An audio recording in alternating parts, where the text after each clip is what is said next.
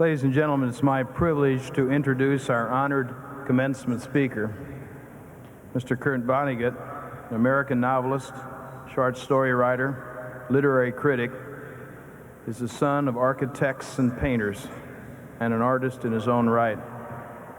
His works, Cat's Cradle, Sirens of Titan, Slaughterhouse-Five, and many others, have deeply influenced generations of readers and have set firmly his place among this country's most admired writers. Nearly always irreverent and almost never impressed with the ordinary and expected, he has tweaked our most established institutions with skill and finesse. I look forward to his words for us today. Mr. Vonnegut.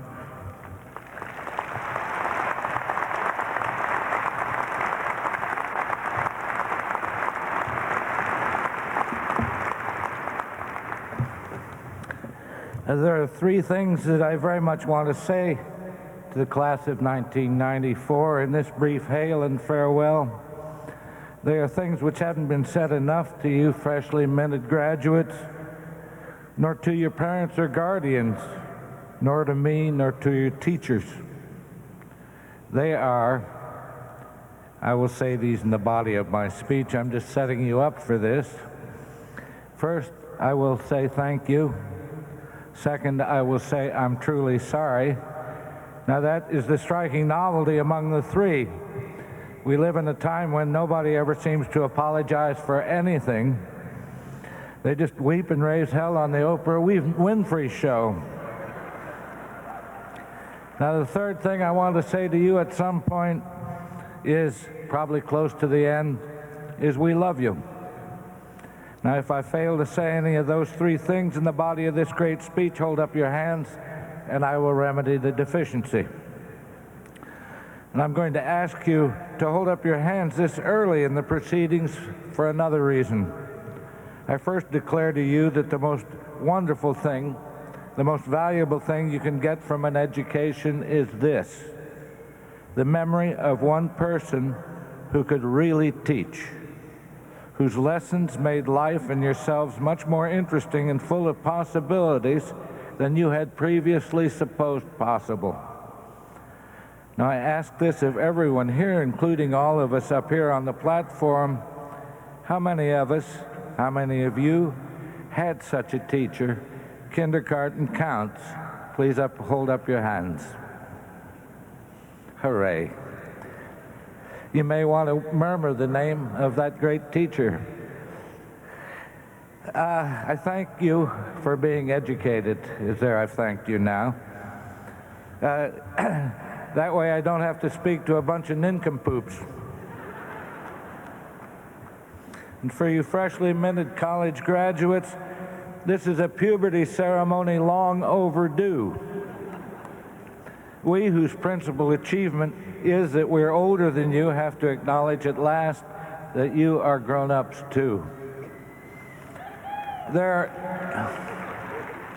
are old poops possibly among us on this very day who will say that you aren't grown-ups until you have somehow survived, as they have, some famous calamity: the Great Depression, World War II, Vietnam, whatever.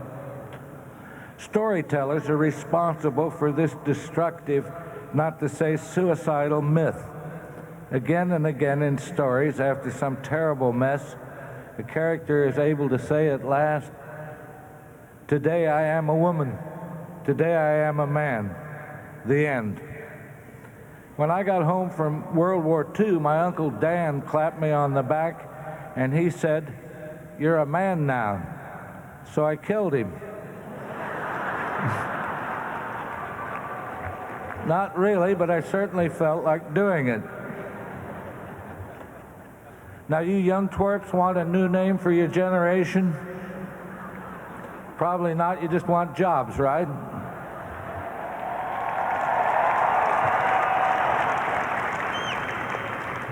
Well, the media do us all such tremendous favors, and they've called you Generation X, right? It's 2 clicks from the very end of the alphabet. I hereby declare you Generation A, as much at the beginning of a series of astonishing triumphs and failures as Adam and Eve were so long ago. I apologize. I said I'd apologize. I apologize now. I apologize because of the terrible mess the planet is in, but it has always been a mess. There have never been any good old days. There have just been days. And as I say to my grandchildren, don't look at me, I just got here myself. So you know what I'm going to do? I declare everybody here a member of Generation A. Tomorrow is another day for all of us.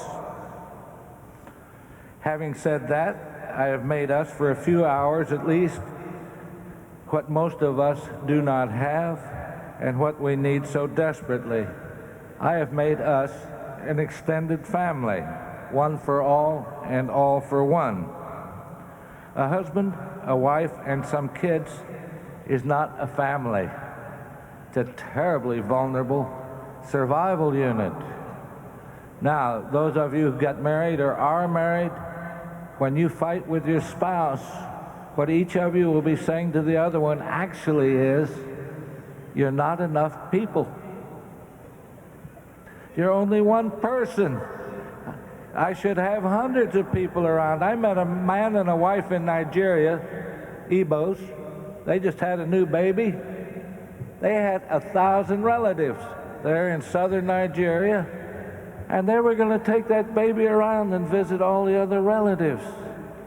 We should all have families like that. Now, you take Dan and Marilyn Quayle, who imagine themselves as a brave, clean-cut little couple. They are surrounded by an enormous extended family, what we should all have. I mean, judges, senators, newspaper editors, lawyers, bankers, is they are not alone, and one reason they are so comfortable is that they are members of extended families. And I would really, over the long run, hope America would find some way to provide all of our citizens with extended families, a large group of people they can call on for help. Now, all right, I've made us an extended family. Does our family have a flag? Well, you bet. It's a big orange rectangle.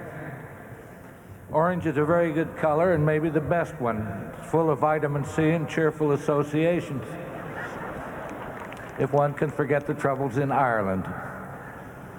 Now, this gathering is a work of art. The teacher whose name I mentioned when we all remembered good teachers asked me one time, what is it artists do? And I mumbled something. They do two things, he said. First, they admit that they can't straighten out the whole universe, and then second, they make at least one little part of it exactly as it should be. A blob of clay, a square of canvas, a piece of paper, or whatever. We have all worked so hard and well to make these moments in this place exactly what they should be. Now, as I've told you, I had a bad uncle named Dan who said a male couldn't be a man unless he'd gone to war. But I had a good uncle named Alex, whose life who said when life was most agreeable, and it could be just a pitcher of lemonade in the shade, he would say, if this isn't nice, what is? So I say that about what we have achieved here right now. Now, if he hadn't said that so regularly, maybe 5 or 6 times a month, we might not have paused to notice how rewarding life can be sometimes. Perhaps my good Uncle Alex will live on in some of you members of the Syracuse class of 1994, if in the future you will pause to say out loud ever so often, if this isn't nice, what is? Now, my time is up, and I haven't even inspired you with heroic tales of the past, Teddy Roosevelt's cavalry charge up San Juan Hill, Desert Storm, nor given you visions of a glorious future, computer programs, interactive TV, the information superhighway speed the day. I've spent too much time celebrating this very moment and place. Once the future we dreamed of so long ago. This is it. We're here. How the heck did we do it? A neighbor of mine, I hired him. He was a handyman to build an L on my house where I could write. He did the whole damn thing as he built the foundation and then the sidewalls and the roof. He did it all by himself. And when it was all done, he stood back and he said, "How the hell did I ever do that? How the hell did we ever do this? We did it." And if this isn't nice, what is? Now, I got a letter from a sappy woman a while back. She knew I was sappy too, which is to say a lifelong Democrat. She was pregnant, and she wanted to know if I thought it was a mistake to bring a little baby into a world as troubled as this one is. And I replied that what made being alive almost worthwhile for me was the saints I met. They could be almost anywhere. By saints, I meant people who behaved decently and honorably in societies which were so often obscene. Our own society is very frequently obscene. Perhaps many of us here, regardless of our ages or power or wealth, can be saints for her child to meet. There was one thing I forgot to say, and I promised I would say, and that is, we love you, we really do.